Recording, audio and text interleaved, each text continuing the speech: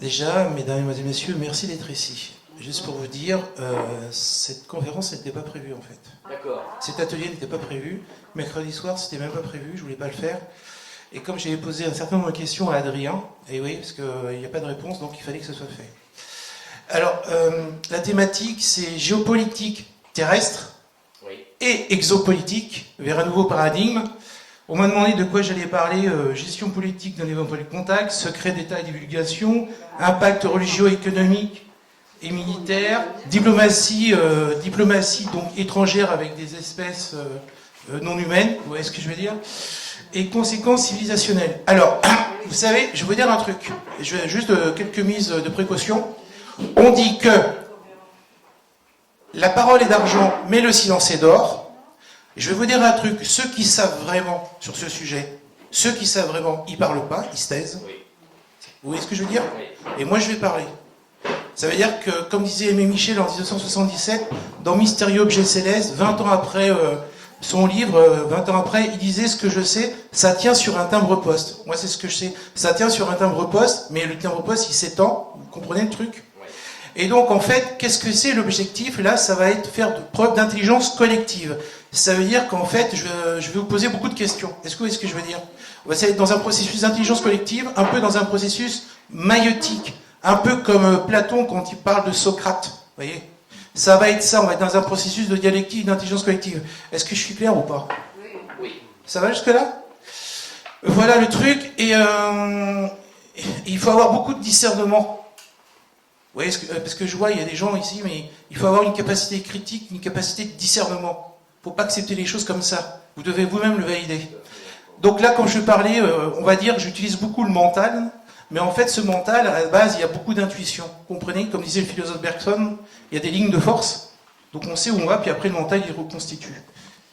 Ça va jusqu'à là? Bon. Et il y a un dernier point, vous m'avez précaution oratoire, un dernier point, écoutez, c'est super important.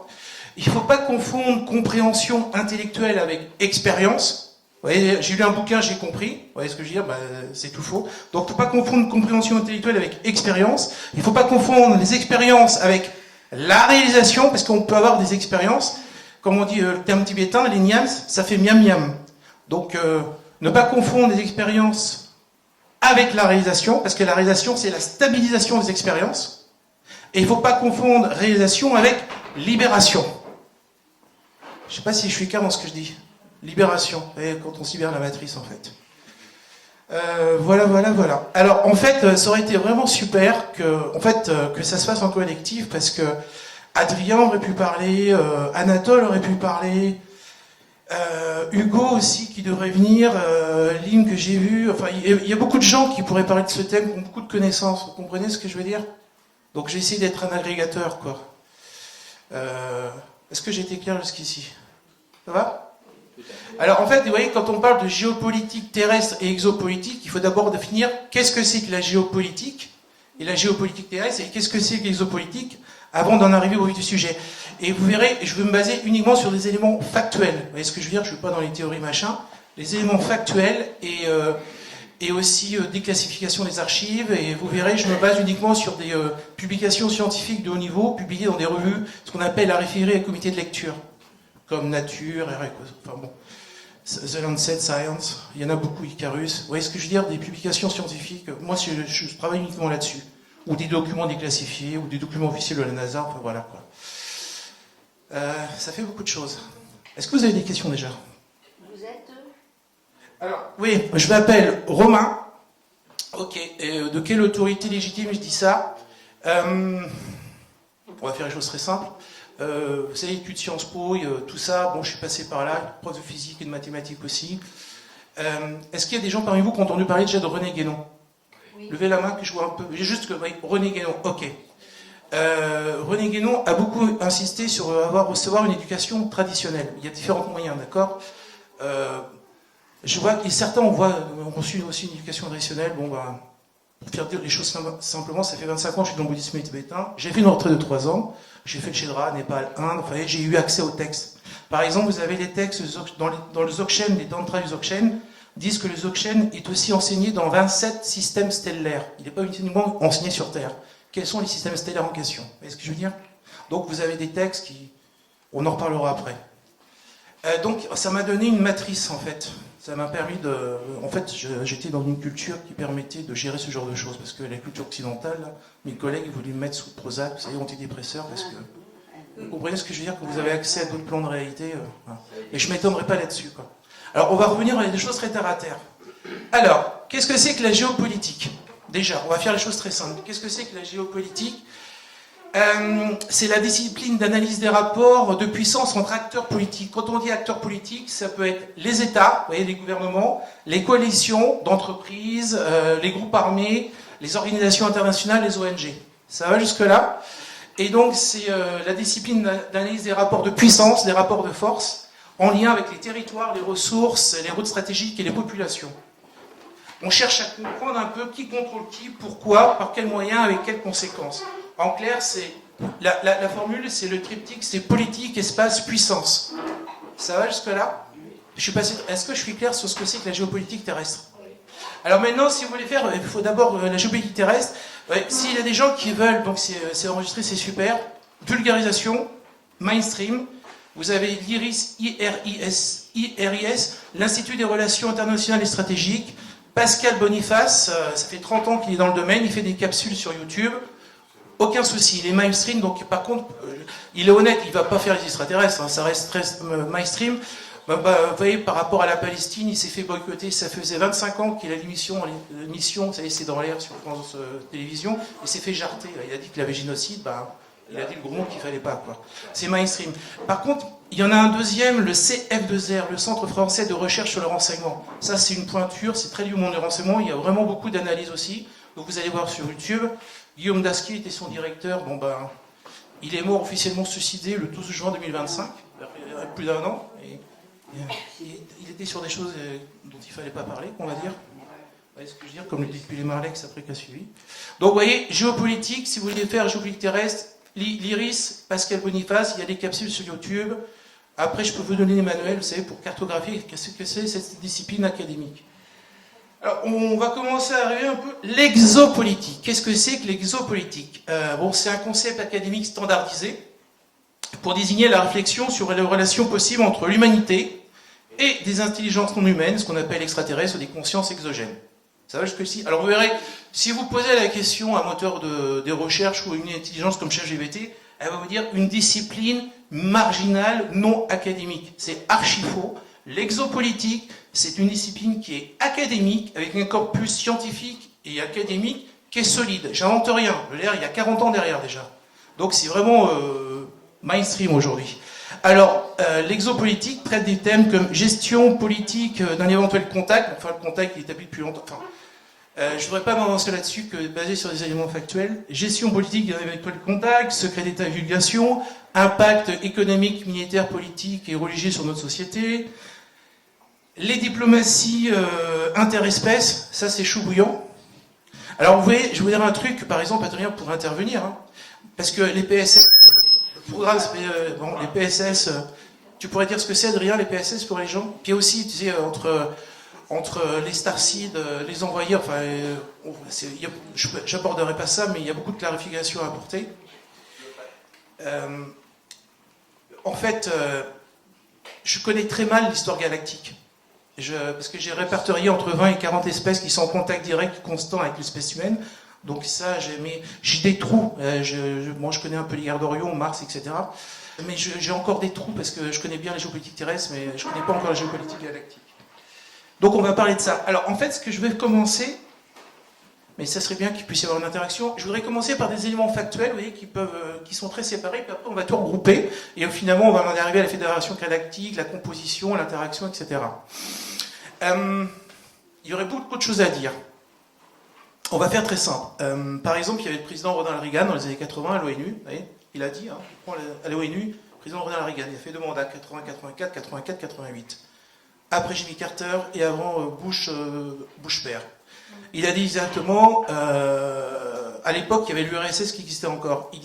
Il a dit, ça serait bien que l'humanité puisse s'unir face à une menace extraterrestre. Il disait peut-être qu'elle est déjà parmi nous. Vous voyez ce que je veux dire? Ce à quoi Gorbatchev, qui était secrétaire général du Parti communiste de l'URSS, il a dit, dans cette éventualité, oui, on pourrait s'unir. Il a fait 3 déclarations à l'ONU. Vous voyez? Premier point, l'espèce humaine, il disait pour dépasser les antagonismes du moment. Vous voyez, l'espèce humaine menacée. Deuxième point, par exemple, Paul Hellyer était ministre canadien de la Défense de 1963 à 1967. Hein, c'est un pays du G7, le Canada. Hein. Vous voyez, vous avez le G7, c'est le ministre de la Défense. Il a pris la parole et en 2005, il a tout déballé. Il a parlé de la cabale. Il parlait quoi, la cabale? C'est-à-dire qu'il y a des êtres humains qui travaillent pour des êtres extraterrestres involutifs et qui maintiennent l'espèce humaine en servitude et en esclavage. Et qu'il y a urgence à se libérer. Je caricature. Il a écrit le livre La cabale. Il en a écrit plusieurs. Vous voyez, il était ministre de la Défense. Bon, très bien. Moi, ce qui m'avait le plus surpris, c'est en 2020, c'était Ani Eshed, général israélien. Ce général israélien a été responsable du programme spatial israélien de 1980 à 2010. Ça va jusque-là? Universitaire, 85 ans. Alors ça fait un tollé le gars, hein, parce qu'il était encore en activité en tant qu'universitaire, mais plus en tant que responsable du programme israélien. Il a parlé, il existe une fédération galactique. Ça va jusque-là? Oui. Donald Trump est au courant. Il a voulu en parler, mais les extraterrestres ont dit il ne faut surtout pas en parler, l'humanité n'est pas prête. Et puis qu'il y a des humains qui travaillent avec des extraterrestres sur des bases sur Mars. Ouais, c'est ce qu'il dit ce gars-là. Hein. Responsable du programme israélien 1980-2010, pendant 30 ans. Vous voyez, ça fait déjà 3 sources. Je peux continuer avec Edgar Mitchell. Alors, il est supposé avoir marché sur la Lune. Ça après, c'est une autre question. Vous voyez, 12 hommes ont marché sur la Lune. Vous voyez. Et alors, il l'a dit en 2008, vous voyez, les extraterrestres nous côtoient depuis longtemps, parce qu'il disait, j'ai eu accès à des cercles dans la communauté américaine du renseignement. Vous voyez, il a fait partie de panels. Il disait, ça, on le sait depuis très longtemps. Et puis après, il parle des extraterrestres involutifs et évolutifs. Vous voyez ce que je veux dire? Donc, et avec il parle aussi de la cabale. Edgar Mitchell. Je caricature, c'était 2008 sur la radio Carrigan, britannique. Donc je donnais un peu tout ça. Maintenant, pour vous dire un peu les choses. Par exemple, moi j'ai fait des recherches tout azimut. Ça fait 35 ans que je bosse dessus. Hein, donc tous les documents déclassifiés américains avec le FOIA, Freedom of Information Act. Donc j'en parlerai après. Par exemple, qui a entendu parler de Camille Flammarion? Qui était Camille Flammarion? Enfin, sans être le prof, attention. Hein. Camille Flammarion, célèbre astronome international français du 19e siècle. Vous savez, la France, c'était le siècle des Lumières. Hein. 18e, 19e, vous aviez Victor Hugo, et il y avait aussi Camille Flammarion. Il a écrit l'astronomie populaire, un gros manuel, vous savez, c'est vraiment la référence scientifique fin 19e siècle. Donc, dans l'astronomie populaire, Camille Flammarion, il parle des observations, vous savez, astronomiques, d'activités industrielles sur la Lune. Vous comprenez ce que je veux dire? Et ça, c'était avant le 19e, il faut aller le chercher, quoi. Par exemple, rapport de la NASA sur 1968, il a été réactualisé depuis. On parle des phénomènes transitoires lunaires, c'est les PLP. Les phénomènes transitoires lunaires, c'est très mal expliqué, c'est qu'il y a des lumières un peu mystérieuses sur la Lune avec des flashs sur la face visible de la Lune. On se demande qu'est-ce que c'est? Dans le rapport officiel de la NASA, vous voyez la lettre gamma grecque, je ne sais pas si vous voyez ce que c'est la lettre gamma grecque. La lettre gamma grecque, donc, il y avait une lettre gamma grecque lumineuse dans le cratère de Platon. Observez. Ah ouais, c'est vrai, je marquais après. Vous voyez ce que je veux dire? Quand vous avez la lettre gamma grecque lumineuse observée depuis la Terre dans le cratère de Platon, hein, c'est pas du naturel. Hein. Et il y a beaucoup de choses. Hein. Je veux dire, les astronautes, ils font des commentaires, etc. Et donc on voit qu'il y a beaucoup de choses. Et en fait, je fais l'atelier géopolitique parce que je posais des questions à Adrien. Et je vous explique pourquoi. Parce qu'avant, si on parlait du système planétaire de défense, je me demandais qu'est-ce que c'est que ce machin-là. C'est un chercheur, Patrick Jackson, ça fait maintenant, il a 2015, ça fait 10 ans. Alors, son travail, il est parfait parce qu'il y a des vidéos, il y a des radars, il y a tout, c'est observable, on peut même l'expérimenter soi-même. Donc, comment dire? Il a modélisé l'existence d'un système planétaire de défense très antique. Vous voyez ce que je veux dire? Multimillénaire. De très haute technologie avec effet tunnel quantique géré par intelligence artificielle. Il a trois couches de défense. Et en fait, si vous voulez, vous avez des ovnis qui butent d'autres ovnis. Vous voyez ce que je veux dire? Vous avez des ovnis qui détruisent d'autres ovnis. Donc il y a des clans qui sont en guerre les uns par rapport aux autres. Et si vous voulez, ce qui est intéressant, c'est que dans l'histoire, j'ai noté ça, c'est que par exemple, c'est Nuremberg 1561 ou Bâle 1566, c'est représenté sur des tableaux. on voit en fait des ovnis qui se bagarrent avec d'autres. On voit la ville qui est en fumée et on voit les humains qui sont comme ça, ils l'ont représenté. Et donc ça représente en fait les tic-tac, vous savez le porte-avions limite, et les tic-tac, les cylindres, ça représente les orbes, ça représente les sphères, c'est la bagarre quoi. Et quand on voit le descriptif, le texte en latin, la modélisation, ou alors il représente même un ovni, un tic-tac qui s'est scratché au sol dans une représentation Nuremberg 1561. J'en entends rien, j'ai l'en photo sur mon téléphone, je l'ai là. Mais j'avais pas prévu de faire la conférence, donc j'ai pas d'ordinateur, j'ai rien. Ça aurait été mieux de vous montrer, vous voyez ce que je veux dire, avec la modélisation, etc. Mais ça sera une autre fois. Et donc, vous voyez, au niveau historique, ça épouse totalement le modèle de Patrick Jackson, je l'ai modélisé, ou des ovnis d'autres ovnis, quoi. Vous voyez ce que je veux dire? Alors après, c'est qui, c'est pourquoi, où, quand, comment. Et en fait, les réponses, on les a en fait dans les documents déclassifiés, en fait. Donc, il y a plusieurs factions en présence jusque-là. Je ne sais pas si je suis clair dans ce que j'ai dit. Ok. Ensuite, parmi vous, qui a entendu parler déjà de BAM, B-A-M, bâtisseur de l'Ancien Monde? Patrick Fouillard, levez la main s'il vous plaît. Qu'est-ce que vous pouvez dire sur BAM, bâtisseur de l'Ancien Monde? Donc on est BAM, Patrice Fouillard, la révélation des pyramides 2010, bâtisseur de l'Ancien Monde, allez-y. La chose qu'on peut remarquer par rapport à ça, c'est qu'il y a beaucoup de constructions qui ont été faites bien antérieurement à ce qu'on nous avait expliqué. Si on parle des pyramides, si on parle des assemblages des blocs de plusieurs tonnes qui sont ajustés au micro-millimètre près dans les temples, on a retrouvé le temple du soleil, qu'on a retrouvé au Pérou, à Nazca ou partout ailleurs, et que c'est visiblement, avec nos connaissances actuelles, difficile à comprendre comment les gens ont pu construire ces bâtiments, qu'il s'est passé quelque chose. Maintenant, il y a beaucoup d'hypothèses qui sont bien différentes, et on est libre de croire un peu ce qu'on a envie de croire, parce que des gens qui détiennent la vérité par rapport à ça sont très peu nombreux, j'imagine. Exact. En fait, moi je me base sur des documents scientifiques. Je crois que, personnellement, je crois que nos civilisations, elles ne sont pas nouvelles. Il y a déjà eu 10 000 ans en arrière des choses qui se sont passées. Maintenant, on a un autre tournant de 10 000 ans. Pour une période de 10 000 ans, c'est des cycles qui sont beaucoup plus vastes que ce qu'on nous a appris dans l'histoire, en tout cas à l'école. Et que ces choses recommencent de manière cyclique, comme nos incarnations d'ailleurs. Et que les réponses sont déjà, pour certaines, de l'ordre de l'ancien cycle. Exact. Alors, pourquoi je vous parle BAM? Alors, il y en a d'autres, hein, mais BAM, bâtisseur dans l'Ancien Monde, Patrice Fouillard, parce que ça fait déjà 9 ans, les grottes de Barabar en Inde. Qui ont entendu parler des grottes de Barabar en Inde? Bon, ok. Écoutez bien, ce que je dis, c'est du factuel. J'ai téléchargé les 5 PDF. C'est-à-dire avec une entreprise française de très haute technologie. Ils ont été plusieurs fois en Inde, vous voyez, scan 3D, du laser, avec des appareils aussi qui mesurent le son. Ils ont fait la totale. Donc ils ont fait des rapports scientifiques de haut niveau qui sont en format PDF téléchargeable sur le site web. Vous comprenez ce que je veux dire? Et qui analysent en profondeur les grottes de Barabar. Donc c'est quoi le bilan de tout ça? Parce que c'est inexplicable. Comment ça a été créé? C'est comme il y a des pierres qui sont dures, quoi, comme le granit, quoi. Je veux dire, voilà. Quoi. Comment ça s'est fait? Et en fait, quand on analyse ces rapports scientifiques, on tombe sur une science qui est beaucoup plus en avance que la nôtre, en fait, mais on a les paradigmes de base, en fait. Je ne sais pas si vous voyez ce que je veux dire. Là, vous avez des rapports scientifiques sur terrain, de haut niveau, accessibles gratuitement en format PDF, et ça vous donne la base d'une autre science, d'une science antique. Vous comprenez ce que je veux dire? Et attention, il y a Barabar en Inde, mais vous avez aussi au Pérou avec Ollantaytambo aussi, à 3500 mètres d'altitude, etc. Donc, je vous passe sur les détails aussi avec Machu Picchu, etc. Mais quand vous prenez ces rapports scientifiques, ça donne une science, vous savez, un peu... On a même déposé des brevets. Enfin, je veux dire, vous allez sur Google Patent, vous avez le truc... je sais que je surprends les gens, hein. Mais en fait, on a les paradigmes... Parce que la science a été coupée en 1970. On nous a empêchés de progresser, hein, parce que sinon, c'est un peu... Alors, là, ce que je dis, c'est une assertion. C'est pas une preuve.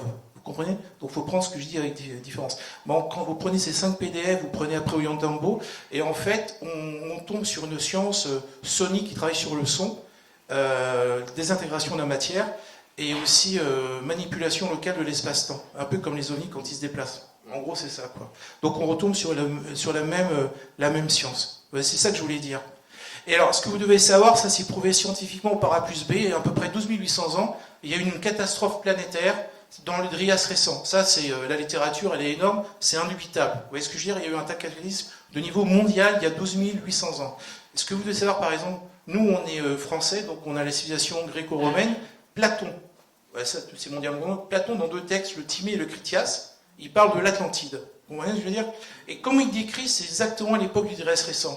Et il dit 9000 ans avant. Donc, je veux dire, et c'était 600 ans avant Solon. Donc, ça fait 9600 plus nos 2000 ans, etc. On arrive à 12 800 ans. C'est-à-dire, grosso modo, vous savez, la chronologie indiquée par Platon dans son texte correspond précisément à la catastrophe du Drias récent. Vous voyez ce que je veux dire? Et aux mêmes manifestations. Et Platon, il va même plus loin, parce que Platon, c'est 4e siècle avant notre ère. Vous voyez, il parle de comètes qui viennent périodiquement frapper la Terre. Éruption volcanique, raz-de-marée, etc. Et c'est exactement ce qui s'est passé. Parce que c'est en fait, ça s'est passé sur une période de 21 ans. C'est des corps planétaires qui reviennent. Comme vous disiez, monsieur, c'est cyclique. Et qui ont frappé la Terre. Et en fait, on a eu 1200 ans, entre guillemets, d'hiver nucléaire. C'est pour ça, vous voyez, en Turquie, il y a des trucs, des grottes en dessous, là. Donc, ils ont été se réfugier là-dessous, etc.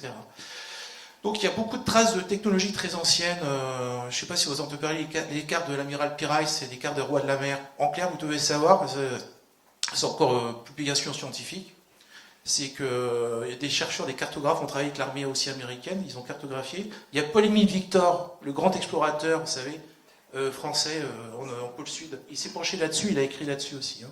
J'invente rien. En clair, il y avait des cartes géographiques très détaillées avec trigonométrie sphérique. Je ne sais pas si vous voyez trigonométrie sphérique, il faut des engins aériens pour le faire. Hein. Ça, c'est pas par le sol. Hein. D'accord? Donc il y a des cartes utilisant de la trigonométrie sphérique qui représente la planète Terre avant le Drias récent. Et à ce moment-là, le niveau des océans est beaucoup plus bas. Comprenez? Donc il y a eu une civilisation passée très ancienne, technologiquement évoluée, qui a disparu, c'est ce qu'on appelle, c'est les cartes des rois de la mer, Charles Gold, navigateur. Et voilà. Vous voyez, donc, pour restituer les morceaux. Donc, vous voyez, dans notre passé, il y a eu des civilisations, enfin, c'était l'Atlantide, là, il y a eu 3 périodes, il y a eu des civilisations plus avancées, en fait. Et en plus, même spirituellement. Est-ce que vous commencez à faire le lien entre le passé de l'humanité, catastrophe, amnésie, on recommence, Bram Hancock, on pourrait dire ça, vous voyez, et cette civilisation était vraiment basée sur, en fait, sur l'énergie du cristal. Je ne sais pas si vous... Qui dans la salle ont pu parler un peu énergie, science du cristal, s'il vous plaît? Levez la main. Ok, bah, c'était très... Puis ils fonctionnaient aussi un peu avec Tesla, quoi, avec leurs appareils, etc. Enfin, on va passer là-dessus. Donc il faut déjà avoir ça en tête. Vous voyez, je veux dire, le passé, l'humanité. Vous voyez, quand on recolle le morceau, quand je parle comme ça, c'est qu'en fait, je me base sur des éléments factuels. Vous voyez, je ne suis pas dans l'hypothèse ou dans la canalisation, c'est du concret. Alors maintenant, il faut revenir à ça. Alors, il y a juste un petit truc. Si vous voulez vraiment noter une personne qui sait, c'est la médiatrice interstellaire. Je ne la connais pas personnellement. Non, elle a formé déjà une 50aine de personnes. Ça s'appelle, elle a écrit un livre, Zahor Vieira. Zahor, Z-A-O-R. Zahor, ouais, je donne le titre. Zahor Vieira, Z-A-O-R. Ouais, je ne la connais pas personnellement, oui, c'est une dame, Zahor Vieira, V-I-E-R-A. Elle a écrit le premier manuel de formation, Premier Contact. Alors après, Marie-Antoinette, Voyage dans le temps, le planétoïde, 12 000 ans, mais ça, les gens, ils comprennent pour les autres. Donc, Zahor Vieira, il faut vraiment... Et cette personne, c'est une pointure. Pourquoi je vous dis que c'est une pointure? Parce qu'elle a l'humilité, la simplicité. Elle a une petite chaîne YouTube, et en fait, c'est une érudite universitaire, et on voit qu'elle a 50 ans de pratique de méditation derrière elle, en fait. Je la connais pas, mais je sais que c'est voilà quoi, que c'est une pointure, mais c'est discret, ça ne cherche pas à apparaître sur la scène. Non. Ouais, elle s'appelle Tim, et donc elle est en contact, d'après elle, avec un pléadien. Hein. Je crois que c'est, comment il s'appelle Jean-Louis Oui. Son contact. Non, son contact, la Tim. Bref, ouais. C'est un pléadien, on est d'accord. Pléadien. Donc elle tire ses sources de ce pléadien. Voilà. Et c'est très très détaillé. Ouais. Donc, exactement. Et tu sais, vous pouvez corriger, mais il y a une chose que vous devez savoir, mesdames, messieurs, écoutez attentivement ce que je vais vous dire, parce que vous pouvez avoir des femmes et des hommes qui ont été en contact, vous savez que l'expérience est réelle, vous comprenez? L'expérience est réelle, puis ils commencent à parler. Par contre, il y a un putain de problème après, c'est que quand vous avez, vous savez, ce que j'appelle les 3 critères, notoriété, image de marque, réputation. D'accord? Je répète, notoriété, image de marque, réputation. Pognon. Vous voyez ce que je veux dire? Ben là, ils explosent en plein vol parce que là, il y a l'ego qui vient derrière. Vous savez, parce que quand vous commencez à avoir une certaine notoriété, bon, c'est super. Et puis, vous pouvez commencer à gagner un peu d'argent, vous jouez sur l'image. Et le problème, c'est que vous risquez d'exploser en plein vol. Ou alors d'être récupéré, en fait. Je dirais plutôt ça. Vous voyez le truc, c'est pour ça qu'il faut avoir vraiment une solidité intérieure pour ne pas tomber dans le piège. Est-ce que je suis clair ou pas? Vous comprenez le truc? Donc, vous pouvez, par exemple, vous avez des gens au début, ils sont brillants, c'est sincère, etc. Et après, paf, quoi. Par exemple, je vous ai parlé de la tradition tibétaine. Alors, juste pour vous dire, la société tibétaine, super, mais bon, société féodale, patriarcale, droit de cuissage, etc. D'accord? Donc, puis ils ont des histoires de meurtre, un peu à la Dallas, je te fais des sortilèges, etc. Donc, faut pas l'idéaliser, hein. Attention, vous comprenez le truc? Par contre, ils ont conservé intacts les enseignements, ils les ont apportés jusqu'à nous. Vous voyez, je veux dire, du Pimbaba Sambhava. Donc, ils sont très forts là-dessus. Donc, il faut... Comment dire, il faut avoir un sens critique, du recul, etc. Il y avait aussi Mystérieux. Alors, BAM aussi, ils ont été au Pérou là en 2026, et puis avec des compagnons tailleurs de pierre, hein, les vrais, hein, et qui ont 40 ans d'expérience. Quand ils voient, ils vous donnent des trucs. Et c'est des tailleurs de pierre, des compagnons du devoir. Je ne parle pas des francs-maçons, hein. Je parle des compagnons, les compagnons du devoir, les tailleurs de pierre. Vous savez, depuis 1000 ans, vous savez, les cathédrales en 1200. Les bâtisseurs, oui, c'est des experts, hein, c'est pas des loulous. Ils ont 40 ans d'expérience, ils travaillent la pierre et la matière. Oui. Quand ils voient ce qu'ils ont construit, je peux vous assurer qu'ils se disent que la civilisation qu'il a construite, c'est... Et vous savez, on peut même non seulement en déduire leur niveau technologique ou leur science. D'ailleurs, ils nous aident à progresser, parce que moi, ils m'ont aidé à progresser. Mais en plus, on peut voir aussi leur maturité spirituelle, vous voyez. Vous comprenez le truc? Et ça, c'est factuel, c'est de la pierre. Voilà, bon. Il y a aussi il y a un monsieur mystérieux ancien bâtisseur là, qui fait des vidéos, donc il est très très bien aussi, ce monsieur, une petite queue de cheval, etc. Ami de l'ancien monde, bonjour. Et il y a Julie Couvreur aussi, je ne sais pas si des gens ont un peu Julie Couvreur, on peut ne pas être d'accord, mais c'est très pointu aussi, quoi. Ça fait déjà 5 ans qu'elle fait ça, ou 6 ans. Donc vous voyez, quand vous... là je suis resté dans la sphère francophone, hein, en fait, hein, vous voyez, pour parler du passé de l'humanité. Alors maintenant... on va revenir à ce qu'on m'avait demandé, n'est-ce pas, de quoi je vais parler, quoi, parce que géopolitique terrestre, exopolitique, c'est chaud, quoi. Alors là, si je veux parler, je m'avance, c'est-à-dire que quand je dis publications scientifiques et tout, je vais prendre des raccourcis, ça va faire des exagérations, vous comprenez ce que je veux dire? Donc, on ne peut pas dire c'est vrai ce que je dis. Faites preuve de sens critique. Vous comprenez, hein, c'est important. En fait, là, il y a eu, pendant très longtemps, il y a eu les guerres d'Orion. Je ne sais pas qui a déjà entendu parler des guerres d'Orion autrefois, s'il vous plaît. Ok. Il y a eu 3 phases, etc. Et en fait, il faut savoir que, vous savez, les conflits galactiques, bam, bam, bam, la guerre, etc., ça se prolonge sur Terre, en fait. Et c'est à sa conclusion actuellement. Je raconte pas des conneries, quoi. Je vais aller plus loin. Et je voudrais vous parler en fait de comment on peut catégoriser les races, les espèces, voir leurs moyens, capacités, objectifs. Ça, c'est très facile à faire. Je vais être très simple. Il y a différentes matrices, tableau double entrée, double sortie. Je vais être très rapide. Ça va? Je parle correctement ou je parle trop vite pour l'absorption? Dites-moi, comment vous sentez? C'est vrai? Ça fait beaucoup trop d'infos? D'accord. Par rapport à tout ce que j'ai dit, qu'est-ce que vous avez retenu quelque chose ou pas? Excusez-moi, juste vous dire que ne vous inquiétez pas parce qu'il vaut mieux qu'il en dise beaucoup vu que tout est filmé et on va revoir après. Donc il ne faut pas trop le ralentir, comme ça on a plus d'infos. C'est mon conseil. Alors écoutez bien, comme ça madame, je vous prendrai comme point de référence. Très important. Je dis je vous prendrai comme point de référence. Oui, bon, écoutez bien. Par exemple, un MiG-25, c'est un avion de chasse qui est russe, n'est-ce pas? Un Rafale, c'est un avion de chasse français. Un F-15, c'est américain. C'est pareil pour les ovnis. Alors, on appelle ça UAP aujourd'hui, on va dire sous-coupolant, tout ce que vous voulez. C'est-à-dire que par rapport, vous savez, au design extérieur, vous savez, vous pouvez voir grosso modo à quelle espèce c'est rattaché. Vous voyez ce que je veux dire? Ça, c'est la première mode de classification. Deuxième mode de classification, c'est sur la technologie utilisée, en fait. Ils n'utilisent pas tous la même technologie. Il y en a certains, c'est la physique non newtonienne, manipulation de l'espace-temps, donc ça, c'est le summum, antigravifique partiel, et d'autres aussi fusion nucléaire froide, mais avec radiation. Donc, on peut, vous voyez ce que je veux dire? On peut hiérarchiser par rapport à la technologie utilisée. Vous voyez, par exemple, vous avez des voitures, quand vous mettez de l'essence, c'est, comment dire, l'énergie combustible. Après, la voiture électrique, la Tesla, ça sera une technologie qui sera différente. Vous voyez ce que je veux dire? Après, ils ont utilisé la vraie technologie Tesla en 1990-2000. 1900, ça serait super. Mais... Donc, on peut déjà catégoriser. Est-ce que je suis clair jusqu'ici? Ok, très bien. Donc, vous avez vu les apparences, etc. Alors, les ovnis, hein, c'est pas non plus tôt les boulons, hein, c'est aussi... conscience, vous avez des ovnis, en fait, c'est une conscience. Le vaisseau en lui-même est une conscience, une intelligence. Ça, il faut comprendre, c'est chaud. On passera. Ça, c'est le premier point. Deuxième point aussi pour catégoriser, c'est la morphologie. Parce qu'il y a tellement de notifications d'ovnis qui sont enregistrées, donc là, c'est royal, avec l'outil IA. C'est que, vous savez, vous avez, bon, nous, on est une humanité terrestre, hein, mais il existe d'autres humanités non terrestres, enfin, qui sont nos cousins, en fait, hein. Je m'avance quand je dis ça. Donc vous pouvez cataloguer, puis vous avez aussi la forme humanoïde. Vous avez différentes formes, vous avez deux têtes.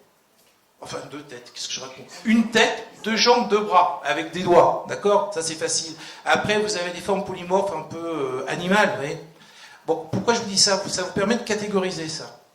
Alors, ce qu'il faut savoir quand on parle de conscience exogène ou d'intelligence extraterrestre, il y a différentes typologies. Ça va jusque-là? Alors écoutez bien, pourquoi je dis ça? Nous sommes des intelligences de nature biologique, on est d'accord? Même si on est réincarné. On est des intelligences biologiques. Alors vous avez les extraterrestres comparés aux extraterrestres, des intelligences de nature biologique.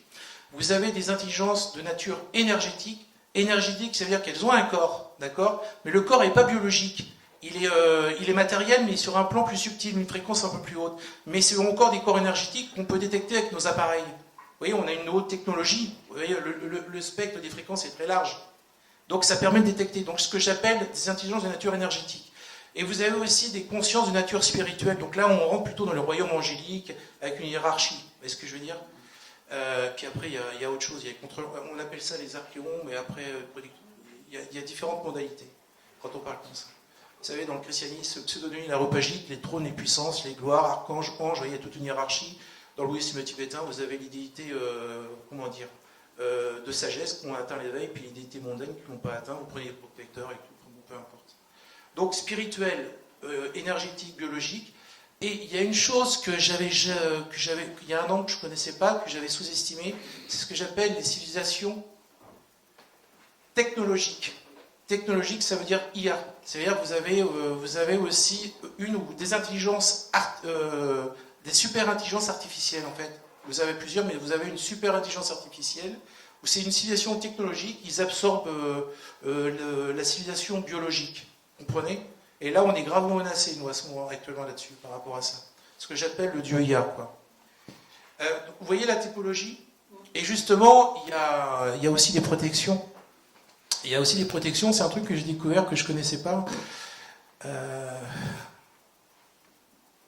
Adrien a déjà fait un post là-dessus, et Philippe aussi. L'Alliance Galactique, l'Alliance Terrestre, vous voyez ce que je veux dire? Vous devriez être là, ça ne devrait pas être moi.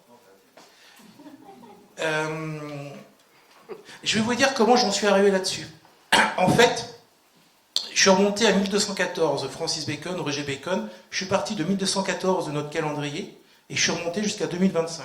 C'est-à-dire qu'il y a une possibilité de cartographier les veilleurs temporels humains. C'est-à-dire, vous voyez, on a des caractéristiques, des spécificités, et on trouve des traces de science ou de technologie avancée dans les écrits, dans les actions de notre passé. Et puis des profils types. Et en fait, je suis arrivé à 2025, et il y avait un mec que j'avais repéré, Peter Thiel, Nvidia, enfin bon, il y a la haute technologie, vous savez, les super intelligences artificielles, la Silicon Valley, etc. Dans le mouvement MAGA, Peter Thiel, multimilliardaire, qui a soutenu J.D. Vance, le vice-président des États-Unis d'Amérique. Enfin bon, peu importe. Je pensais que, tiens, ça doit être un Jedi. En fait, c'est un senior Sith, lui. Et le grand prêtre des involutifs, pour faire simple. Et il y avait un mec sur YouTube, et c'était l'ex-lieutenant général Flynn, FLY2N. Il mettait en alerte. C'est-à-dire, j'ai vu début octobre sur la chaîne YouTube de Tucker Carlson, attention, danger, quoi. Attention, danger. J'ai dit, c'est qui ce mec-là? Et ce mec-là, il a été directeur de la DIA, c'est Defense Intelligence Agency, c'est une agence. Les États-Unis ont 18 services secrets, 18 agences de sécurité. La DIA en est l'une des principales. Donc il a été directeur de la DIA. Et ce gars-là, si vous voulez, c'est un expert mondialement reconnu comme géopolitologue, expert en guerre cognitive, guerre de l'information. Vous savez, Sun Tzu, l'art de la guerre. C'est-à-dire comment manipuler les gens. C'est une pointure. Il a été conseiller à la défense de Donald Trump sous le premier mandat, mais il a été dégagé parce qu'il était trop gênant. Donc c'est ce gars-là qui dit ah bon? Et c'est là que je suis tombé sur ce qu'on appelle QAnon. Je ne sais pas si vous en avez parlé. Qui a entendu parler de QAnon, s'il vous plaît? Levez la main. D'accord. QAnon. Qu'est-ce que vous en pensez? Sur le micro, peut-être au fond, comme ça. Au fond. Par vous, monsieur. Tout au fond, près de la porte. QAnon. Ouais. Mais c'est quoi QAnon? Bon, moi, je ne connaissais pas. Q, en fin de compte, c'est l'association des exogènes avec l'Alliance terrestre. Et donc, ils font la jonction entre les deux.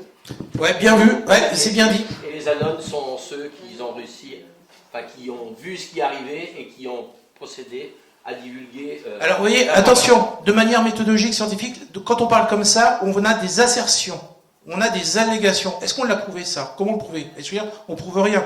Mais monsieur a raison, je vous explique, parce que moi, mon point de vue, c'était QAnon, c'était ce que je disais, la pisse en bouteille, la merde en paquet. C'est vulgaire ce que je dis, hein, mais c'était vraiment mon opinion.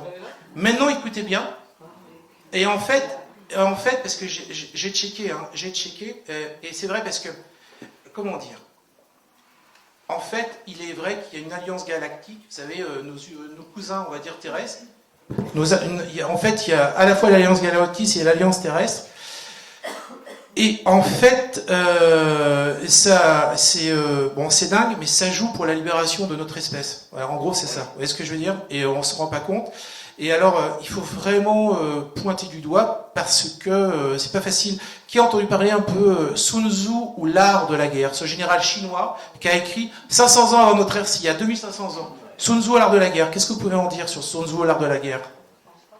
Comment dire, ils vont se servir de fausses informations, comme la Kabbale se sert, au profit donc si on peut dire, du bon côté. Et donc ils vont dire à la fois une chose et son inverse, pour en fin de compte perdre cette Kabbale. Enfin, j'essaie de ne pas être trop brouillon là-dedans, mais en fin de compte, c'est de la manipulation. C'est-à-dire que par exemple, Trump, il dit telle chose, je vais détruire l'Iran, je vais la réduire à... Et donc il donne à manger, en fin de compte, à la Kabbale, et dans le même temps, il va faire l'inverse, c'est juste parce que ça crée une diversion. Et donc les gens vont plonger dessus, et pendant qu'ils sont en train de regarder ce qui est dit là, il y a d'autres choses qui se passent dans le... Voilà. Vous voyez, par exemple, hier, Nicoletta, elle a ouvert le cycle de conférences. Qui a suivi Nicoletta hier? Ici, là. Ok, elle parlait de psychologie inversée, de la matrice, c'est un peu ça, vous voyez ce que je veux dire? On va dire les choses autrement. Sun Tzu, l'art de la guerre, ce général chinois a écrit « Comment vaincre son ennemi sans combattre ». Comment vaincre son ennemi sans combattre? Vous connaissez vous-même, vous connaissez votre ennemi, vous avez toutes les victoires. Vous connaissez vous-même, vous connaissez pas votre ennemi, vous avez une victoire, une défaite. Vous connaissez pas votre ennemi, vous connaissez pas vous-même, bah vous avez toutes les défaites. C'est-à-dire, c'est sur la manipulation dans l'information. Vous voyez ce que je veux dire ici? C'est un billard à 8 bandes.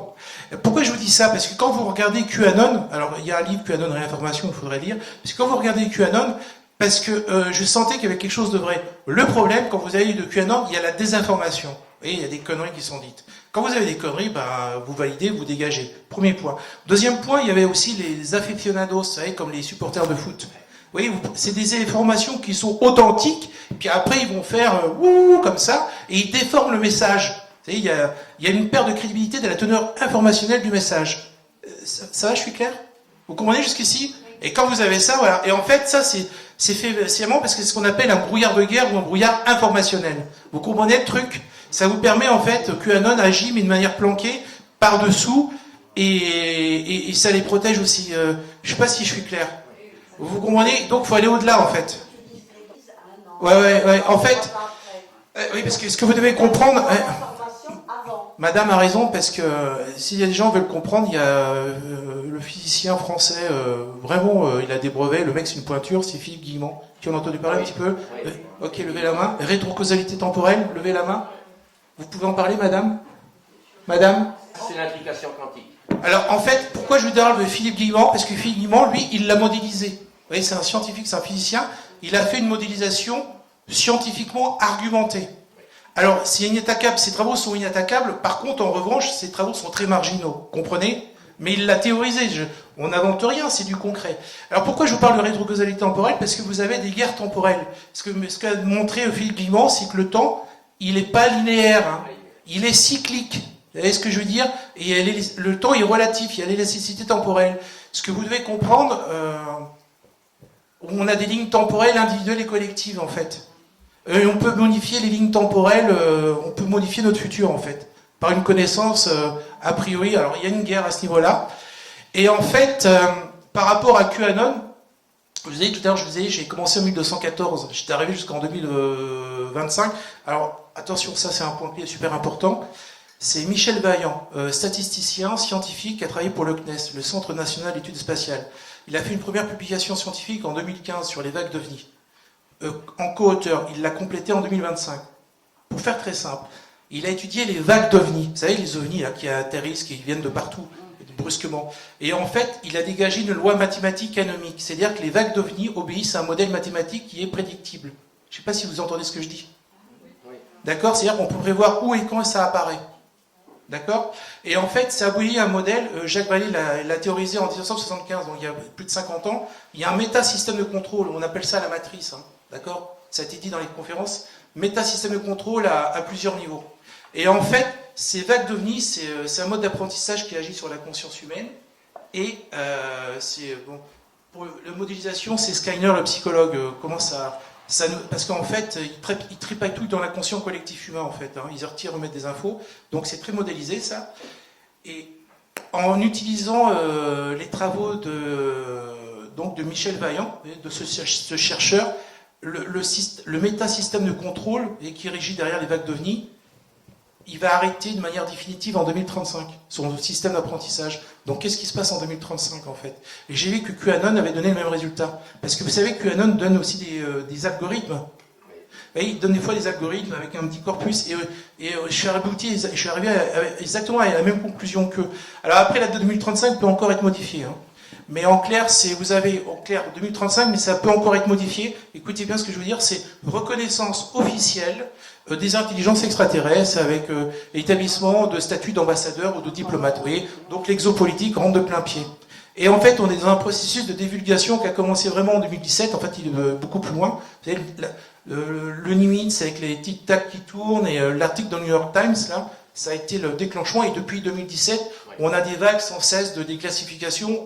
Ça va tellement vite que c'est difficile de suivre, quoi. Et vous voyez, donc, résultat 2035, bon voilà, on va parler des extraterrestres comme on parle de la Russie, quoi.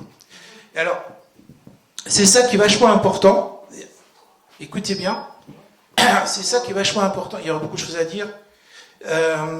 Qui a entendu parler de Robert Oppenheimer? Robert Oppenheimer, alors, il travaille dans le camp nazi. Robert Oppenheimer, vous avez entendu parler des missiles, les V1 et les V2 qu'on bombardait Londres pendant la Seconde Guerre mondiale? Oui. C'est lui qui est à l'origine de ces missiles. Et après, Robert Oppenheimer a été le père du programme spatial américain. Oui. Mercury Apollo pour aller sur la Lune. Après, ça discute. Vous voyez ce que je veux dire? Donc, qu'est-ce qu'il disait Robert Oppenheimer? On le sait par sa secrétaire qui était très jeune. Robert Oppenheimer est mort en 1977, je crois. Elle était toute jeune à l'époque, et elle était de 73 à 77 sa secrétaire personnelle, donc elle rapporte, vous voyez, j'invente rien. Hein. C'est que Robert Oppenheimer, en 1977, il disait quoi? Il disait que, vous avez remarqué, il disait que la première menace existentielle pour l'humanité, là, c'est les soviétiques, hein, c'est la guerre froide. La deuxième menace existentielle, ça serait les radicaux musulmans, c'est les islamistes, hein, on l'a eu, vous voyez ce que je veux dire? Et la troisième menace existentielle, ça serait la menace extraterrestre. Comprenez le truc?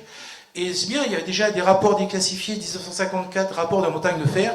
Il dit déjà, pour contrôler les gens, menace extraterrestre qui brandit. Et vous avez remarqué que depuis 1945, on était dans un état de guerre permanente, en fait. Vous voyez ce que je veux dire? C'est comme ça que ça fonctionne et c'est comme ça qu'on nous maintient en esclavage. Ça va vite, hein. C'est-à-dire que ça brasse beaucoup de choses, mais que peut-être plus calmement on pourrait fixer un point, un but, si c'est possible. Parce que pour moi, personnellement, par rapport à mon entendement, on parle de tellement de choses et ça switch tellement vite d'un côté à l'autre. Dans mon entendement, je m'excuse, mais ça me fait penser à du scrolling. Je ne sais pas si c'est comme ça que ça se dit, mais c'est des gens qui font passer des images. Et si on pouvait juste aller dans une direction sans prendre trop de direction, ça serait plus facile de rester centré. Mais si c'est possible. Je m'excuse. Non, non, clair, parce que pour vous, c'est très éclectique, c'est très éclaté. Oui, mais Il n'y a pas de fil conducteur, c'est ça? C'est-à-dire Il n'y a pas de colonne vertébrale. Il y a une colonne vertébrale, mais ça part dans tous les sens à la fois. Et pourtant, là, j'essaye de... Oui, je vois bien, j'essayais. Alors, on va faire tester un colonne Continuez à vertébrale. essayer. Alors, point numéro 1, est-ce que vous avez compris qu'il y a les méchants et les gentils? Mais en fin de compte, c'est trop long. C'est difficile parce qu'en fin de compte, c'est tout un ensemble. Mais, C'est pas des choses. et ça s'appelle l'exopolitique, hein, je suis désolé. Hein. C'est ça, sûrement. C'est l'exopolitique parce que... C'est le sujet. Ça s'appelle l'exopolitique et en fait, il faut en parler, mais c'est pour ça que... Prenons un peu plus de temps pour arriver Il n'a à... pas le temps. Il reste 5 minutes. Mais oui, il n'a pas le temps, c'est ça. Ah, ok, on va faire très simple, je vais essentialiser. Madame, vous allez me dire, je vais essentialiser, vous allez me dire si c'est clair. Un aussi. Alors, vous avez compris deux choses. La première, c'est qu'on n'est pas les seuls sur Terre. On n'est pas les seuls dans l'univers. D'accord? Et je ne vous ai pas parlé, c'est le Kardashev, il y a beaucoup de classifications. Un, on n'est pas les seuls. Deux, il y a des méchants et des gentils. Est-ce que vous avez compris ça? Oui. Voilà. 3, on a un libre arbitre quand même. Oui. Ça, c'est important. Et 4, ça va bientôt nous péter à la gueule. Est-ce que ça, vous l'avez capté? On y va. Et là, en fait, on résume pour conclure, ça va bientôt... il va y avoir la question du choix. On a un libre arbitre. Le choix sera à la fois individuel, vous-même, vous avec vous-même, dans votre relative, et le collectif, l'espèce humaine. On va avoir deux choix. Alors, ou bien on prend la voie, vous savez, j'allais dire de l'éveil, vous savez, une forme d'harmonisation entre la science et la spiritualité, comprenez, avec le respect des espèces animales et des variétés végétales, c'est le premier point. Ou alors, on va prendre la voie, comment on appelle ça, du transhumanisme, vous voyez ce que je veux dire, et la voie du contrôle total, il y a l'un ou l'autre. Mais en fait, c'est déjà gagné d'avance, donc... non mais sérieux, mais en fait, il y a une question de choix. Et les autres, vous le direz, les collègues qui interviennent, vous voyez, quand ils disent on est en éveil, on 3D, 4D, 5D, vous voyez ce que je veux dire? Gagner pour qui? Je demande. Gagner pour qui? Il faut préciser. Vous dites c'est déjà gagné. Il faut le préciser. Alors ouais, en fait, c'est vrai. Pour l'humanité éveillée. Vraiment, oui, franchement, oui, je dois. C'est difficile à admettre. Et vous voyez, là, je dis à la caméra, ce que je dis, c'est des assertions, des énumérations, des allégations. Il n'y a aucune preuve. Mais c'est qu'en fait, il y a un plan écrit à l'avance. Ça va jusque-là? Ouais. Ce plan écrit à l'avance, que ça soit à la fois individuel ou collectif pour l'espèce humaine, il s'adapte selon les circonstances. Ça va jusque-là? C'est la création de la matrice en temps Ouais. réel. Les êtres involutifs qui sont au niveau 4, qui veulent maintenir l'espèce humaine en esclavage et en servitude, avec le niveau 3, vous savez, les humains qui collaborent, vous voyez ce que je veux dire? Macron, c'est le niveau 2, hein, d'accord? Il y a niveau 3 et niveau 4. Bon, niveau 4, ils essayent de contrôler les choses, et de contrecarrer, c'est comme une partie d'échecs, mais au final, ils ont déjà perdu, quoi. Et c'est comme une partie d'échecs où vous essayez de retarder l'inévitable, voilà, quoi. En gros, c'est ça, quoi. Je sais que ça peut paraître... Pour moi, la lumière a déjà gagné. Hein. Ouais, voilà, vous avez tout compris. La lumière a déjà nettoyé dans les royaumes supérieurs, et en fait, ça descend chez nous. Oui, ça met du- Le point clé, il est là. Le point clé est là. Gagné pour qui? C'est qu'en fait, le nettoyage, c'est déjà fait dans des sphères supérieures, entre guillemets. Je caricature. Et en fait, ça descend chez nous. Donc, par exemple, vous voyez, les 3,5 millions de documents sur Einstein accessibles sur le site du ministère américain de la Justice. Faites vos recherches, parce qu'au niveau OVNI, on en apprend pas mal. Hein. Le mec, il a bloqué la recherche antigravité sur les ovnis, Einstein. Hein, ça, faut le savoir. Hein. C'est pour ça qu'ils voulaient récupérer, par exemple, vous savez, on a Eric, notre mathématicien français, Manuel Fetz, il voulait circonscrire les cerveaux les plus brillants dans tous les niveaux, quoi. Voilà, quoi. Bon, je m'arrêterai là, quoi. Donc, en résumé, vous avez madame, monsieur, vous avez bien résumé, on a déjà gagné. Le nouvel âge, il descend chez nous, quoi. Oui. Et ça s'appelle l'exopolitique. Et, oui, je suis parti de manière très conventionnelle, hein. Et j'essaie de résumer. Et surtout, ayez un esprit critique. C'est-à-dire que si vous avez des gens, des femmes ou des hommes, moi, je suis, moi, je connais un tel dans quel coin de la galaxie, bon, bah, je veux bien, mais il faut, oui. Voilà, quoi. Donc, bon, on s'arrêtera là, et vous voyez, processus d'intelligence collective. Je sais pas grand-chose, en fait. C'est ça. C'est la mise en commun des savoirs de chacun et chacune. Je sais pas si je suis clair dans le truc. Le sujet est complexe, mais vous avez, Oui, c'est... vous avez apporté vos contributions, et c'est ça qui est le plus important. Juste, j'aimerais... Voilà, je vous remercie.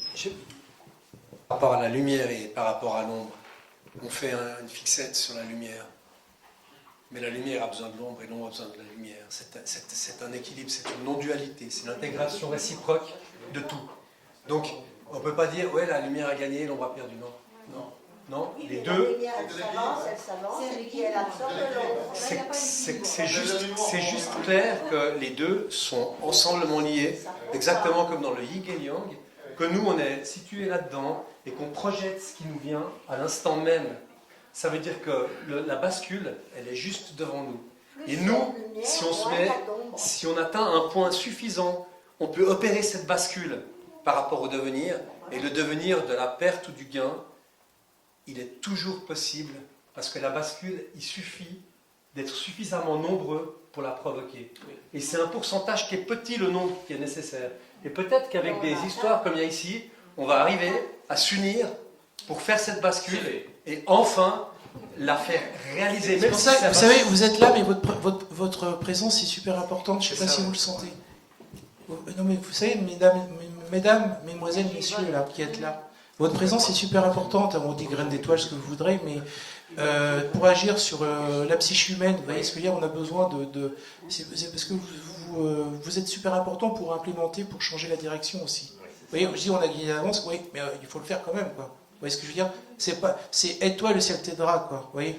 Et par rapport à la lumière ou les ténèbres, moi je peux vous garantir un truc, il faut les buter là, parce que les involutifs, quand ils mangent, vous devez savoir, hein, ils bouffent de l'humain, il y a le trafic d'être humain spatial, et ils se nourrissent de nos émotions, la peur et la colère, quoi. Donc là, c'est pas bisounours, on bute, on tue, on éradique. Parce qu'on a laissé le mal prospérer trop longtemps. Mais après, c'est les cycles, 25 920 ans, c'est les cycles, c'est normal. J'ai quelque chose à répondre par rapport Il faut surtout pas oublier...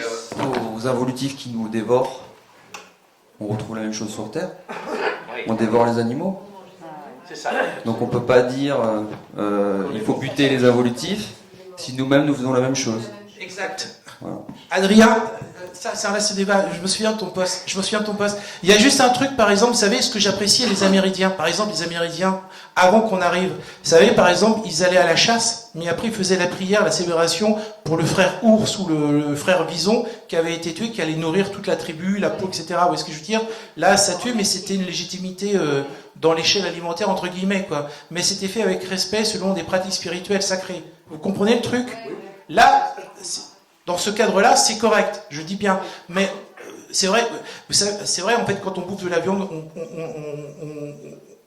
on instaure l'énergie vibratoire parce que dans les abattoirs, c'est les juifs à Auschwitz, hein, c'est ça le truc. Hein, et on absorbe. Après, il y a aussi le point sur le point spirituel, c'est transformer le poison en nectar, en fait, un peu comme le paon. Si on est dans un processus alchimique, si on en mesure deux. Enfin bon, c'est un vaste débat, quoi, mais... Le mot de la fin, s'il vous plaît. Voilà, donc chapeau bas, mesdemoiselles, messieurs, voilà, mesdames. Merci.